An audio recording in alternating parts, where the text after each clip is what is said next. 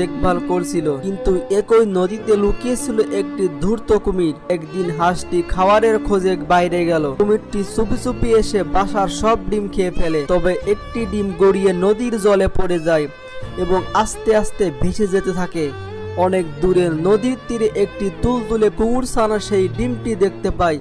সে ধীরে ধীরে ডিমটি মুখে করে তুলে খুব যত্ন করে নিজের বাসায় নিয়ে যায়। কয়েকদিন পর সেই ডিম ফেটে বের হয় একটি ছোট্ট হাঁসের ছানা। হাঁস ছানাটি আর কুকুর ছানার মধ্যে গড়ে ওঠে এক বিশেষ বন্ধুত্ব।